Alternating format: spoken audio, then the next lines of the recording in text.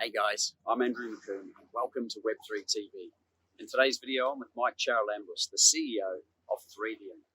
And we're going to discuss how Threedium are building the most automated infrastructure for any brand to scale 3D commerce so they can increase their sales and delight their customers.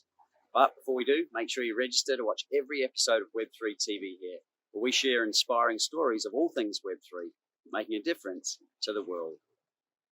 All sorted? Okay, let's go.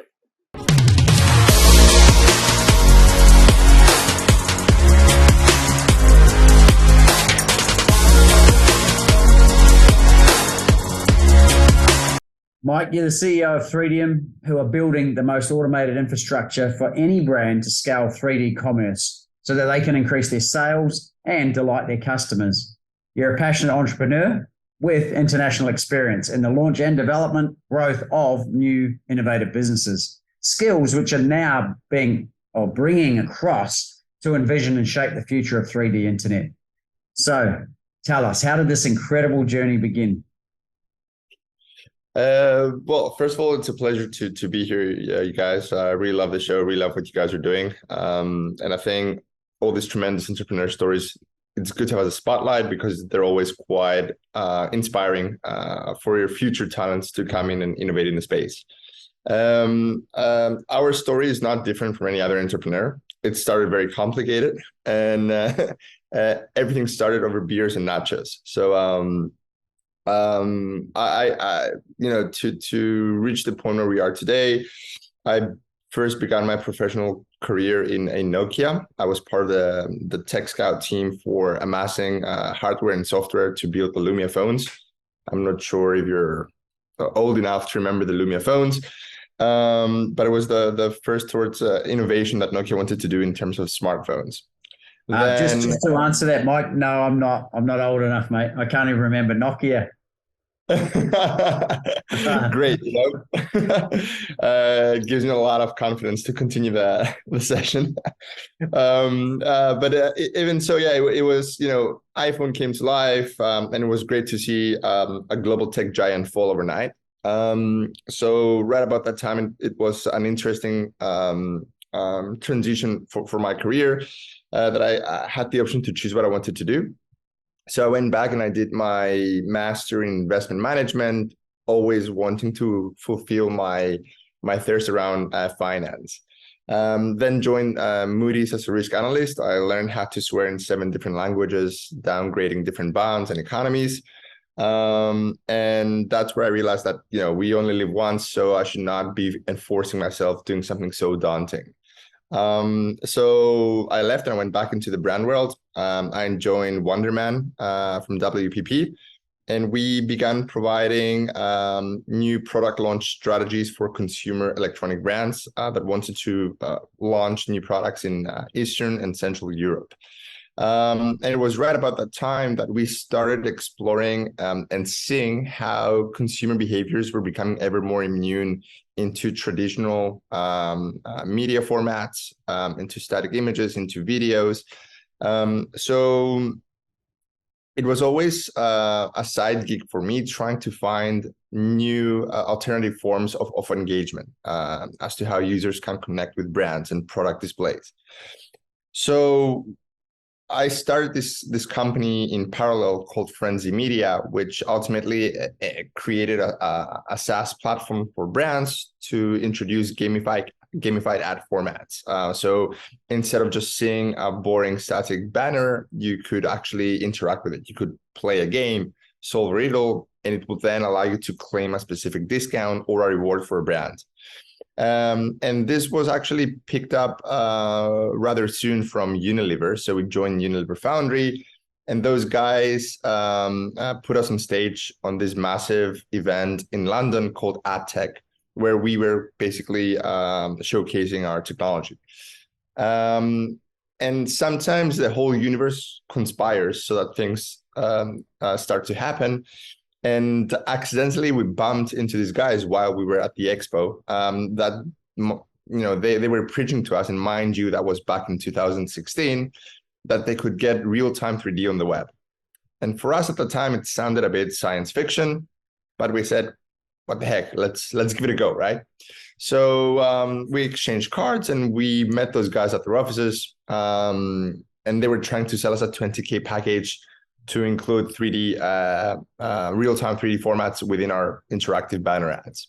And I was this close of signing it.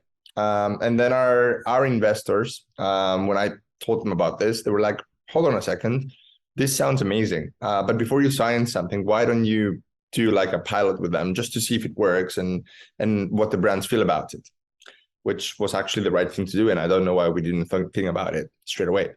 So we did a pilot and we launched the first ever 3D ad for BMW, which was basically a banner ad where you can interact with the car inside. You can zoom in the interior of the car. You can play with the exterior. You can change colors, open the doors. To cut long story short, it generated around 600% increase in click-through rates, and it booked around 100 test drives for BMW X2 for the dealership. So it was the best ever performing 3D ad that ever launched on the specific publisher's side.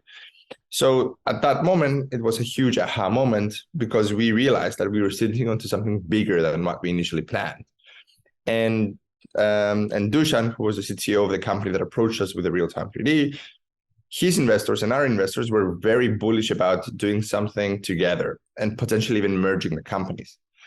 But being early entrepreneurs with a huge ego, it's the hardest things to put our egos aside and decide who gets what in a potential merger.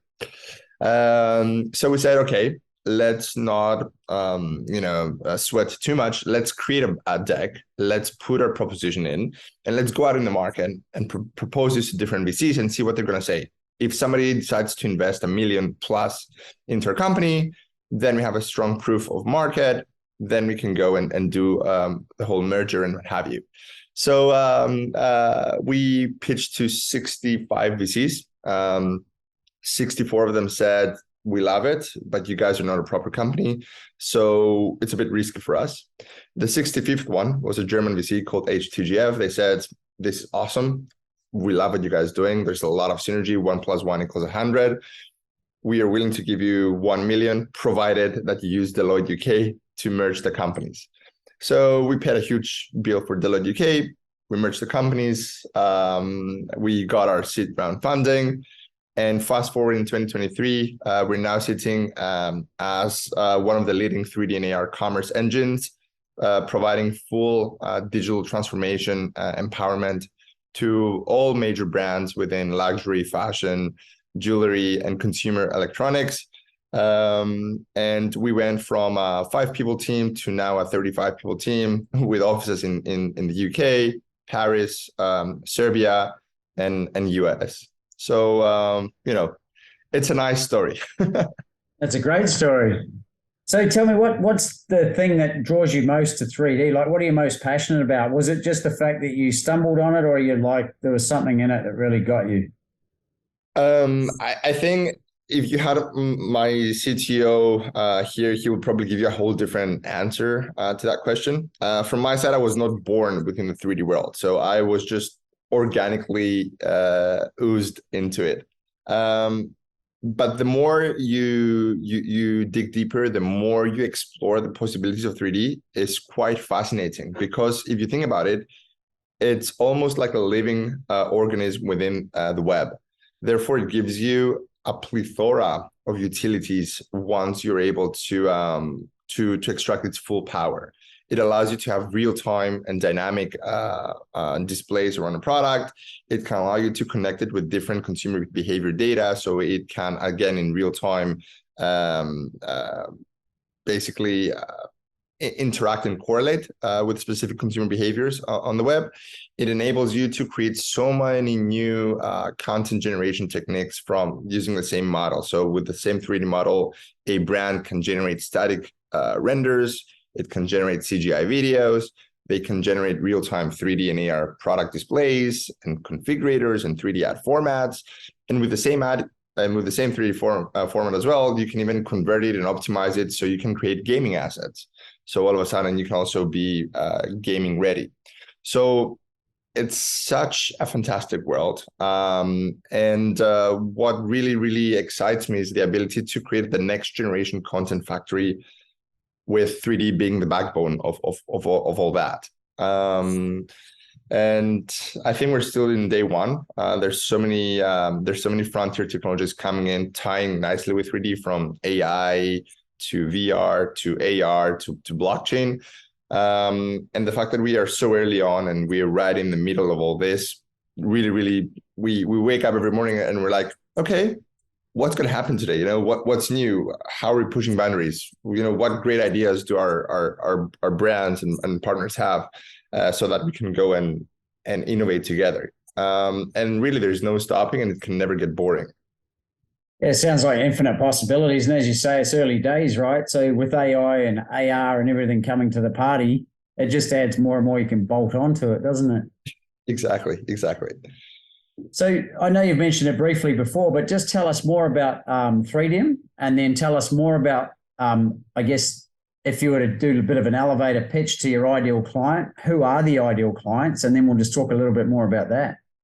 Yeah, no, that's brilliant. So,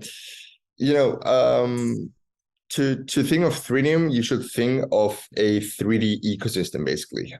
We are some crazy, ambitious guys that since 2017, when we merged and created the company, we're all about trying to make 3D accessible, interoperable, and give the ability for brands to generate huge benefits in their value chain using our technology.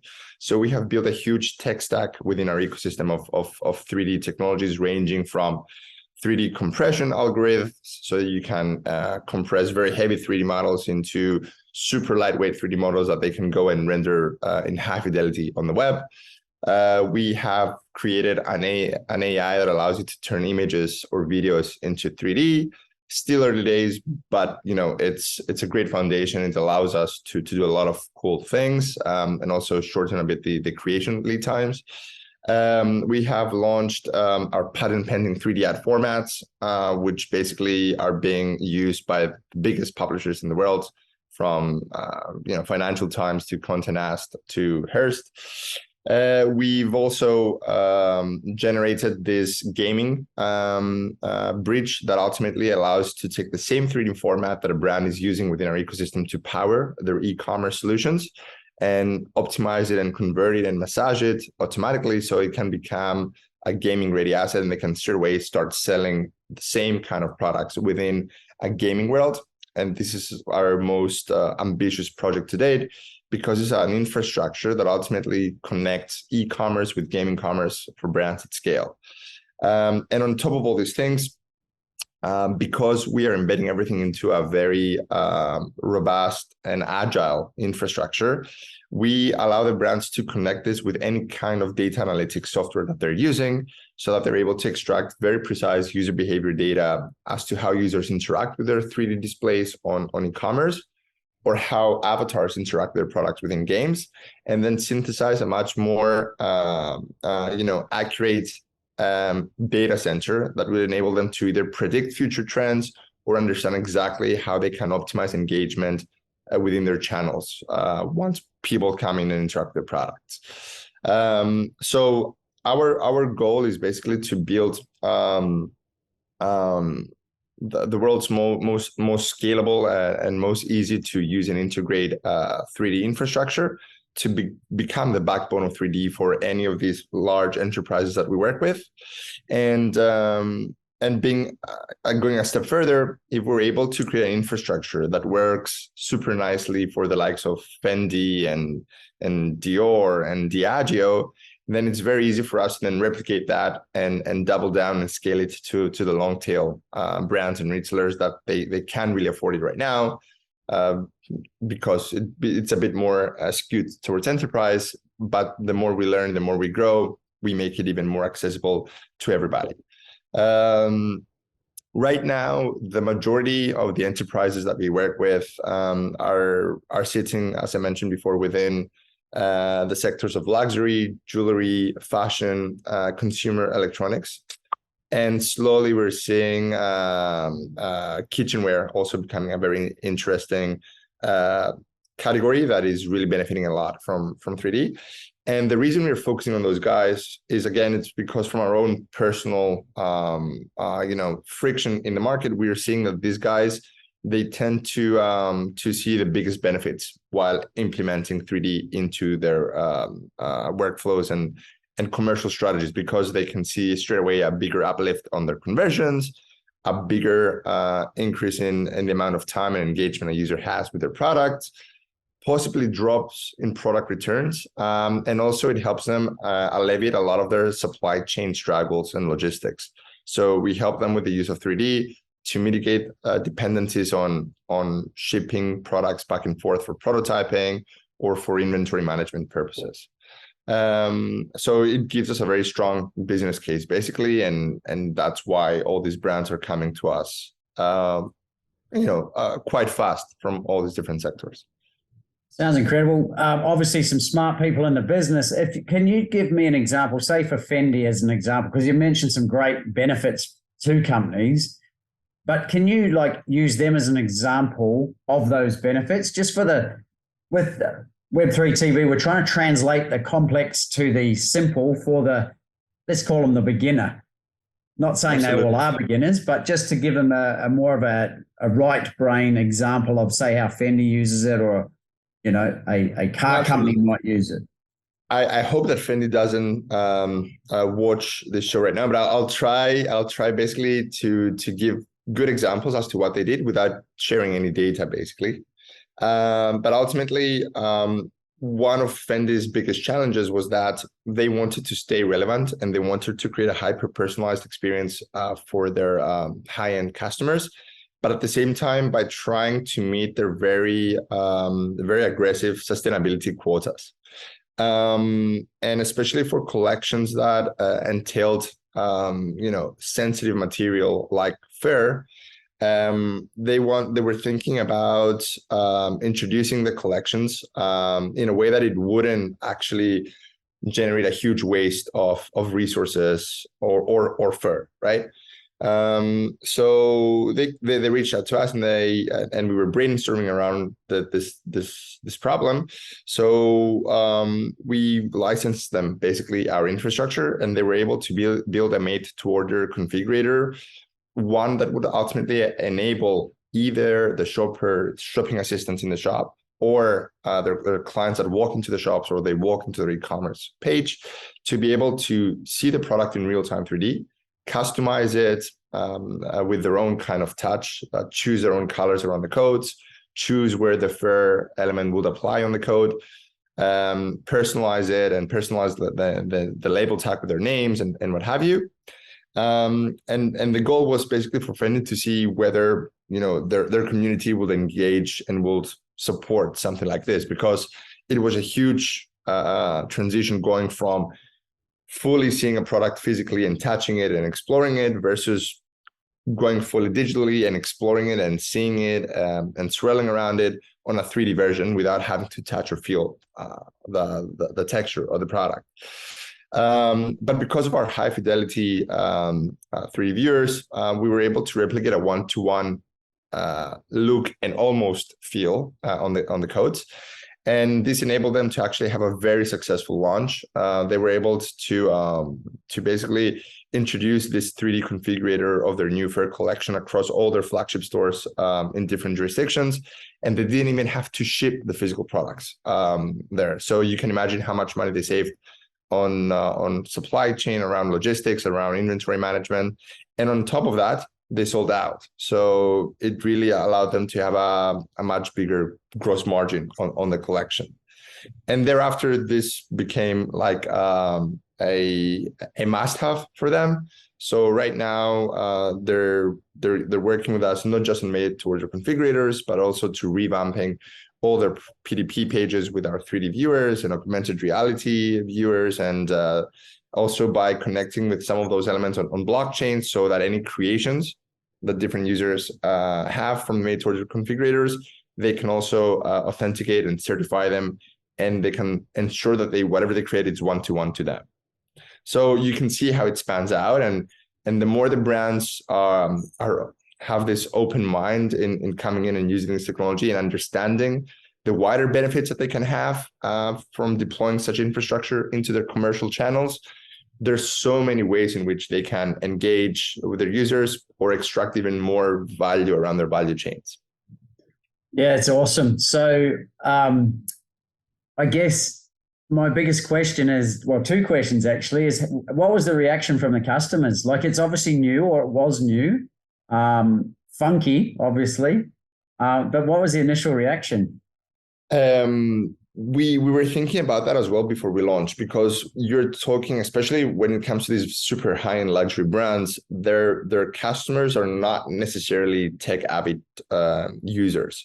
So we wanted to ensure that the experience was going to be easily comprehensible, but at the same time, it was going to be smoothly adopted and accepted. So we spend a significant amount of time training the in-store shopping assistants to understand how to use it and how to explain it to users and the benefits that it had versus actually seeing the real product. So our first line of defense was to bring down the barriers of resistance from the in-store shopping assistants. Once they loved it and once they understood it, it was much easier to have these advocates to go around and start, introducing the story about why this is here and what are the benefits for the users. And basically, we first rolled it out into physical stores so that people, familiarize with it better. And then we introduced it online. And this actually generated a nice word of mouth. And actually, there was a lot of user-generated content as well, with people like taking videos and photos and saying, "Oh my God, amazing innovation of branding, yada yada yada." So we let it organically span out, and people understand how they can be using it. And at some point, people were asking about it as well.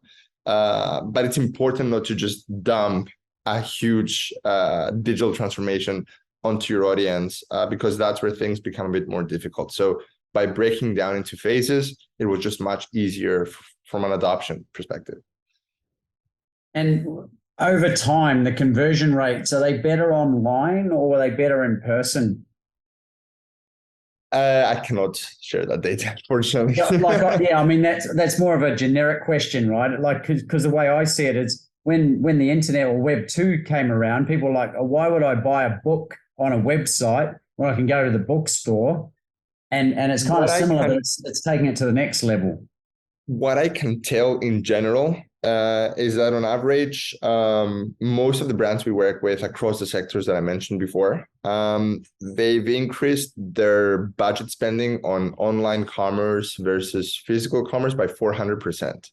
And for a lot of these brands, especially after the COVID era, we are seeing e-commerce becoming, if not the number one revenue channel for them, a very important revenue channel for them, and for good or for bad, because the first point of discovery in a user journey comes from online. They really need to be right there with a great experience straight away online, and this is what more and more brands are now embracing. So yeah, I mean, physical will never be replaced. It's always a whole different touch points and experiences that it generates for the customers. But in an ever more globalized world, in an ever more busy lifetime that we live in, and with such a profound access to the internet, with amazing screens from such as iPhones and tablets and browsers and desktops becoming ever more powerful, it's just so much easier for the user to start their navigation and their touch points with and discovery points with the brands online, Yeah, and is it a case of they like have an avatar and then they can choose the different clothing that they wear and it shows what they look like, or how does it work from a consumer perspective? Yeah, avatars is a whole new chapter into how luxury brands and fashion brands are embracing the use of avatars. The broader opinion in the industry is that, oh my God, please don't show me this scary, almost weird kind of looking avatars, and don't expect me to allow my users to use them to try my perfect collections on them, because I cannot resonate. They're way too gimmicky and what have you. So when it comes to e-commerce, brands are still a bit iffy with the use of any kind of avatars, because really it's not there yet. But they do embrace the fact that digital identity is becoming a thing. Therefore, they're more happy to provide digital collectibles or provide solutions that basically fill that void from OGs in Web3 or degenerates in Web3 or gamers, that they are building an avatar of their own in a parallel universe, and they want to give superpowers to that avatar. So the brands are now looking into different possibilities as to how they can generate new engagement points with those digital identities, and how they can create a whole new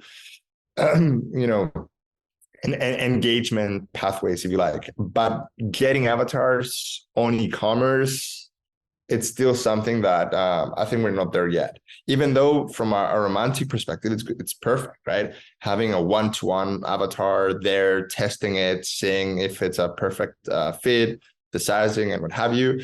But unfortunately, either because the avatar companies are not that well funded, or the ones that are well funded, they're focusing on a whole different dynamic. We're still not quite there yet in terms of really using avatars in e-commerce, especially for these global tier one brands, right? For smaller brands or retailers that they're really looking to try and become innovative and make some noise in the market, they might want to use it. They might want to sacrifice a bit the quality for something more cooler, but it's still to be shown whether it adds value on conversions or not. Yeah, and so you're obviously venturing into the metaverse too at Threedium. So do you see long term there will be the opportunity to? I have multiple versions of, but one of my versions is like Ready Player One. You put on your VR goggles and you can try on the clothes and everything else. Obviously, the question I have there is are you going to get a feel for it, or is it more just going to be a look for it? Like, yeah. And if so, what are you doing in that space? Yeah. So metaverse was such a nice word for us in 2021, maybe early 2022, because it was just easy to explain to the brands what the heck we've been preaching about all this time about gaming commerce. But it's been so overly saturated and so overly misused that as a company in 2023, we're taking a stand not to use the word NFTs or metaverse in 2023. Basically, what we are telling to our brands and what we are preaching as a company is that the whole notion of metaverse, if you like, is not actually those gamified worlds and those pixelated environments and unicorns and butterflies and what have you. Metaverse is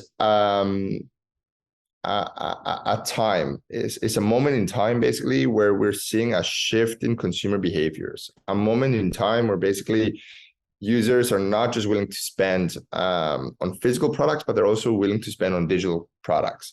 And it's that moment where actually humans are placing almost equal value of ownership on digital collectibles as they put on physical collections. So the moment I'm willing to spend $100, $1,000 on something that is purely digital, that's where we're seeing the formation of a dual economy for the brands, because right now they can generate products that they can sell directly to consumers, but they can now generate products that they can sell directly to avatars or to consumers that they want to build a digital collection for whatever purposes. So what we are building with the brands, basically, it's a whole new notion of gaming commerce. Irrespective of whether this is going to be within Sandbox or Decentraland or Spatial or Fortnite or Roblox or any other desktop game built on Fortnite on Unreal Engine or on Unity. The important aspect for the brands is that they understand that right now they have this amazing opportunity shaping up for them, that with the same 3D model that they've designed and created a physical product. They can use it, repurpose it, and then start selling it as a product that has superpowers within a game, regardless of where this game is, whether it's Web 2 or Web 3 or centralized or decentralized. And this is what we're building with the brands. This is the kind of infrastructure we're building, and our goal is to actually build this, amazing, very scalable, automated infrastructure that connects brands' products with gaming commerce across all these different game development studios, and they can then synthesize really good strategies as to how they can sell or use their products to inspire gamers in those different environments. Okay, so topical question for you. I want to put your consultant hat on. I'm coming into you as a luxury car brand, and I want to know how to 3D myself and or put myself into Web3, because I want to be ahead of other brands, and you might know where I'm alluding to here. But what would you suggest I do as best practice in that space?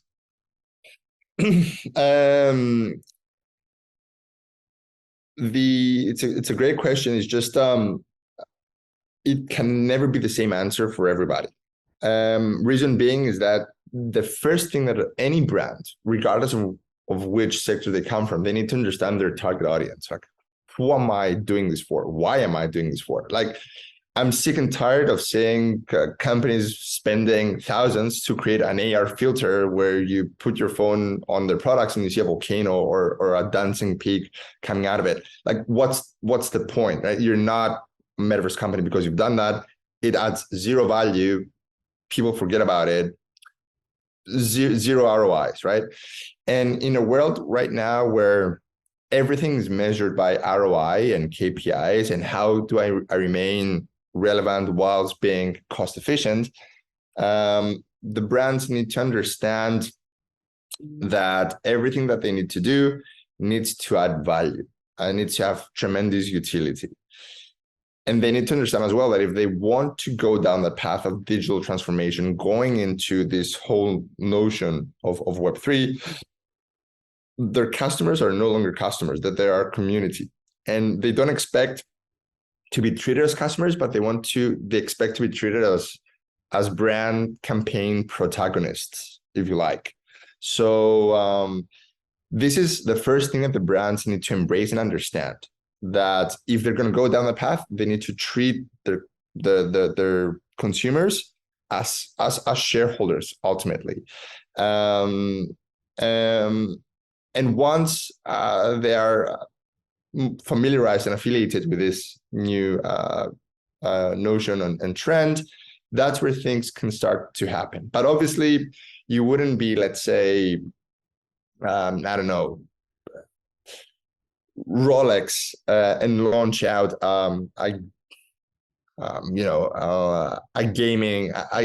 your own game, because obviously your audience doesn't expect that and they wouldn't care, and maybe it could also be damaging to the brand. However, and again, I'm just using Rolex as an example. They're not our client, but I'm just giving an example. It's like, but if you're Rolex and all of a sudden you introduce the super cool Rolex chain within, I don't know, League of Legends, and people can buy it so they can put it onto their avatar within League of Legends, and it can give them a perfect shield for an hour, then straight away you're building brand awareness with people that you wouldn't necessarily have walking into your store right now, but as they continue to grow and as they keep building on their power, purchasing power and what have you, they might be more connected to Rolex, and they might start, being more eager to go and purchase actual real life Rolex products, because they've been connected with the brands from early on. They've built this rapport. Therefore, if their digital products were so good into my game, maybe also the real products can actually have the same impact in my real life. Who knows? But especially if it comes from a luxury perspective, it's all about storytelling. It's all about these experiences. It's all about building a dream for your customers and your users.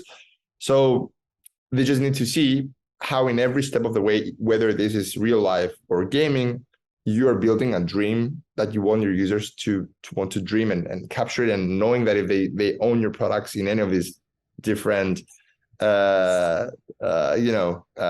universes, they will still be a better version of themselves if they own your products, And feeling much more part of the community, even if they can't afford a watch or a car or whatever at this point in time. But over time, as you mentioned, they start their journey and eventually they've become brand advocates, right? And they want to purchase one at some point. Exactly. And I mean, basically brands should do whatever Porsche did not do, basically, in that aspect, There's so many examples where brands, they spend fortunes on people that came in saying, oh, we're Web3 consultants and advisors, which never before in their lives did anything. They might have accidentally been involved in a Web3 campaign, and then they're just taking this and building a fake name around themselves saying, hey, we're Web3, experts, pay us half a million and we'll set up your Web3 strategy, But unfortunately as well, the brands are always suffering from FOMO. So, and also, especially in the luxury world, there's a lot of like this human relationships. So they don't dig deeper to find the true real experts. They just go with whoever is closer to them or knows where to get them to have a good bottle of wine, and they sign a contract with them, what I'm saying? And then you see the outcomes most of the time. Yeah. So, Mike, how do you see 3D and Web3 making a difference to the world? I think the most important thing that we are seeing with Web3 is that it truly enables the brands to go down the path of much more transparent communications, and they really need to crawl in the mat with their customers. And it's no longer the standard and typical marketing techniques. Oh, nice content on social media. Oh, a cool billboard, and that's it. Go buy. Or I'm putting an influencer in, and they're going to tell their story. You're truly going to be seeing a much more closer and open-ended discussions between brands and users. And I think that is what's going to get the better from both sides. It's going to improve both the brand and understanding the market, but also consumers understanding more the ethos and the products that the brands are selling them. Unfortunately, brands that they're not able to do that, they're risking of becoming obsolete. And unfortunately, the whole Web3 is rigged against the smaller guys, because the bigger guys that already have a strong brand equity or brand affinity, and they have the money, they tend to be better in building those communities and exciting those communities. Now, it doesn't mean it's not going to change in the next 10 years, but it really gives these big brands and retailers a good headway, basically, versus the individual brands or smaller designers or retailers. Now, when it comes to 3D, as I mentioned, like, we are one of the very few companies that we are pushing it forwards to become accessible. And what we're already seeing is that in 2017, when we started, we were already spending hours educating the brands why 3D. And right now in 2023, we stopped educating brands. They either come to us ready to do a pilot, or they even come to us ready with a huge asset of 3D files that they already have, and they just don't know how to use them, and they come to us because they want to use them. So every year, we're seeing a rapid improvement into this fictional 3D knowledge curve from the brands. And more brands are becoming 3D experts, or pretend to, at least. But it's definitely going to become the norm, exactly as a PDF or PNG is right now. Eventually, 3D files are going to become that. Now, whether that is going to be in the next 2 or 3 or 5 years, it depends. Of course, 3D generated by AI is still not perfect, especially for luxury. We still have a lot of manual touching and massaging around it. But of course, the more that AI is able to generate 3D files faster, that acts as a fuel to our engine. So the more 3D a company has, the more they can use them across our infrastructure to do all these cool things. And we're very, very bullish. The signs are optimistic. As a company, we're growing an average of 250% year on year, even in periods of recession. So, we are completely, unsystemic to the economy, because everybody is just looking for 3D to optimize both their commercial and cost optimization channels. Cool. So what I heard was connection with customer is going to be stronger, therefore forming a tighter community.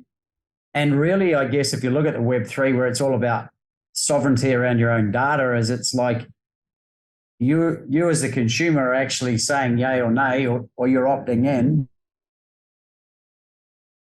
to the experience more so than currently. Like at the moment, it's sort of like everything's coming around, it's going past you, and you can choose whether to opt in or not. But this is like you feel some real resonance with the brand. That's what I'm hearing. I guess, and I want to ask you this question again is, and I want you, you've answered it multiple times, but you said why 3D? And I'm going to ask it straight back to you. Why 3D? I'm a business owner and I already don't have enough time, money, or effort available or resources, but it is potentially the future of the way the world is going. Why should I go 3D?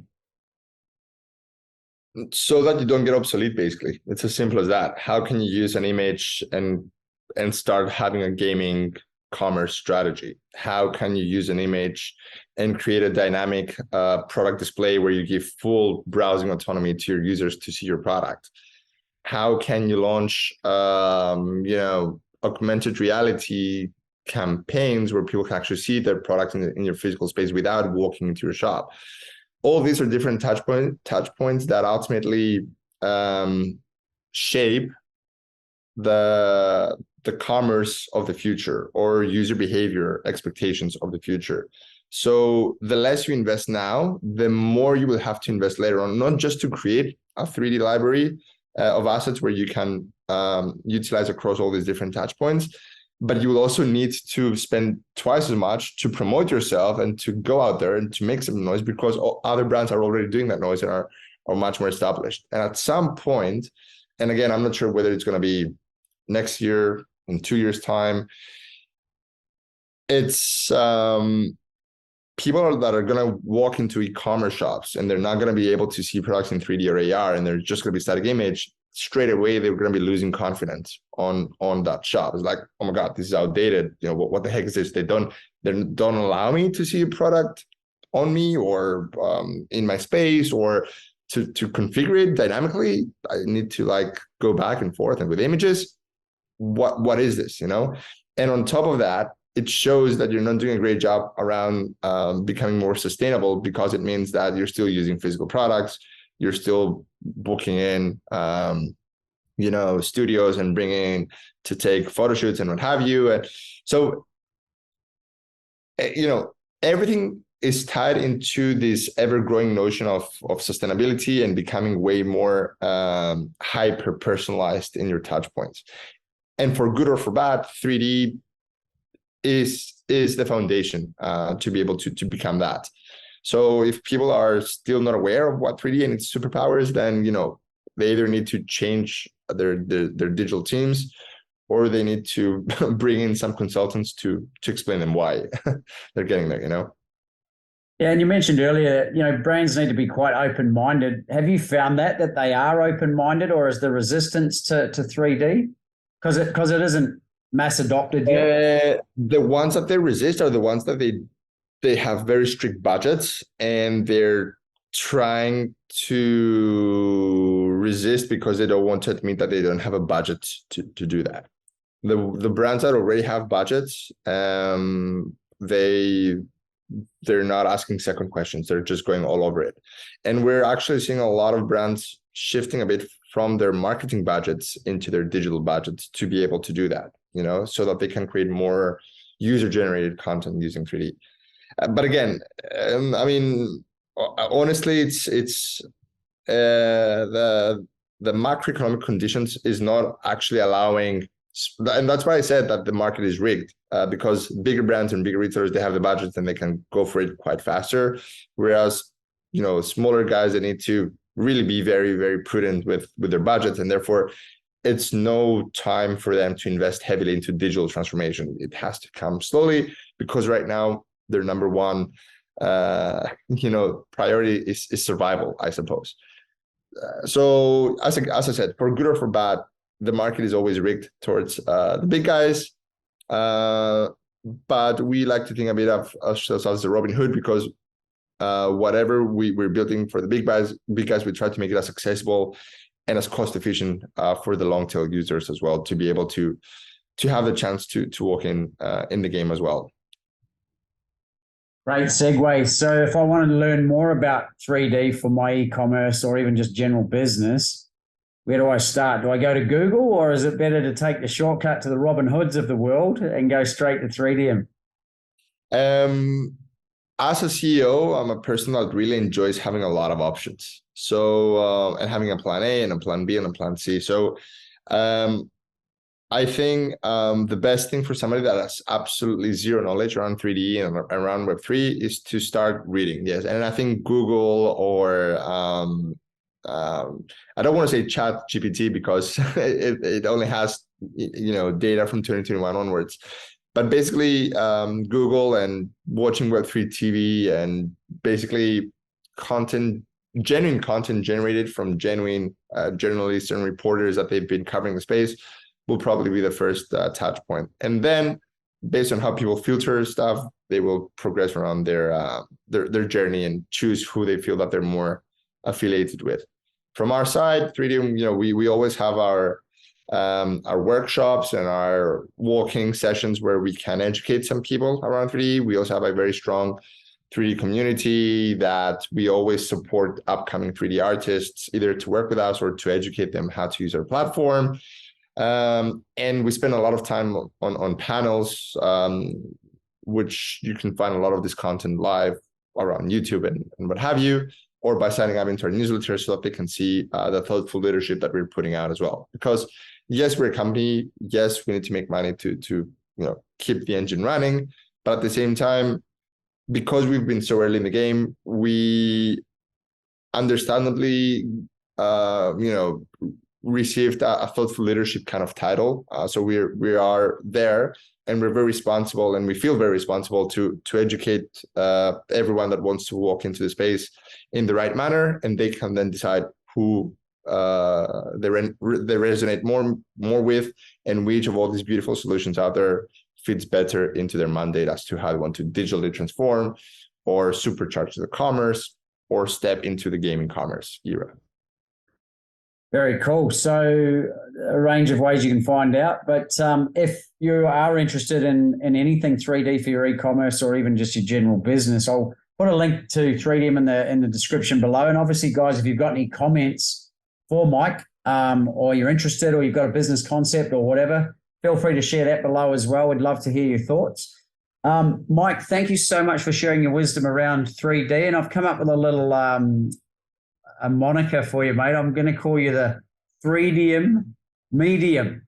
So if you're into 3D, guys, and you want to learn from the best, then hit up Mike below, and I'm sure he'll be more than happy to help out. And again, guys, we've put together another interview with Mike sharing Web3 and 3D concepts and how they apply to e-commerce. I'll put a link for that up here as well. And Mike, any final words before they start barraging you, mate, with all of their requests? Just one thing, always remember that you should always enjoy what you do. It should always be fun. And, to move a mountain, you should first move the stones. So have tremendous patience. Very cool. Yeah, talk to you soon. 1,000-mile journey starts with a single step, is what I heard. Very cool, mate. Well, appreciate your time, and we'll see you in the next interview.